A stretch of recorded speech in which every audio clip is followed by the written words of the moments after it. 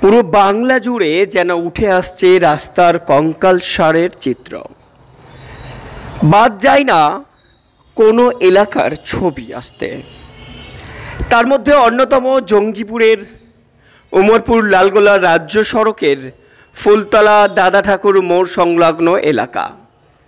সেই এলাকায় আপনারা দেখতে পাচ্ছেন যে শেষ পর্যন্ত রঘুনাথগঞ্জ ট্রাফিক গার্ডের ওসি তিনি নিজের তৎপরতায় আজ রাজ্য সড়কে কিছু ডাস্ট ফেলে বা কিছু ভাঙা ইট ফেলে রাস্তা মেরামত করার চেষ্টা করছেন, যে কাজ করা উচিত পিডব্লিউডিকে, কিন্তু কোনো হেলদোল নেই। প্রতিনিয়ত টোটো উল্টে যাচ্ছে, অটো উল্টে যাচ্ছে, একের পর এক দুর্ঘটনার শিকার হচ্ছেন সাধারণ মানুষ, যাত্রীরা দুর্ভোগের শিকার, অথচ কোনো হেলদোল নেই পিডব্লিউডির।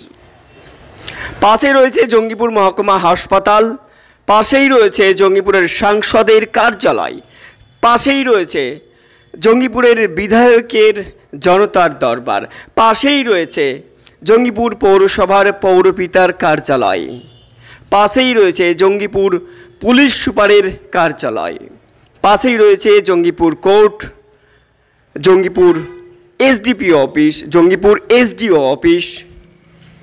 তারপরেও এই রাস্তা যা প্রতিনিয়ত যানজটে পরিণত হচ্ছে, সব থেকে দরকারি এই রাস্তা তারপরেও বেহাল অবস্থায় রয়েছে। মাত্র 2 কিলোমিটারের মধ্যেই জঙ্গিপুর সাংগঠনিক জেলা বলুন বা জঙ্গিপুর পুলিশ জেলা, এই 2 কিলোমিটারের মধ্যেই রয়েছে সমস্ত কিছু। তারপরেও হুঁশ নেই সাধারণ প্রশাসন থেকে শুরু করে অন্যান্য প্রশাসনদের। সাধারণ মানুষ প্রতিনিয়ত টোটোতে উল্টে দুর্ঘটনার শিকার হচ্ছেন। অবশেষে রঘুনাথগঞ্জ ট্রাফিক গার্ডের ওসি সহ রঘুনাথগঞ্জ ট্রাফিক গার্ডের পুলিশ কর্মীরা তারাই এই রাস্তা সারাইয়ের জন্য কিছু ভাঙা ইট ফেলে সেই রাস্তাকে আপৎকালীন মেরামত করার চেষ্টা করছেন। ওম টিভি লাইভের পর্দা থেকে অবশ্যই আমরা ধন্যবাদ জ্ঞাপন করব, কারণ যাদের করা উচিত তারা না করে, যারা প্রতিনিয়ত মানুষকে বাঁচানোর জন্য, যানজট নিয়ন্ত্রণ করার জন্য যাদের দায়িত্ব, তারাই রাস্তা মেরামত করে দিচ্ছে।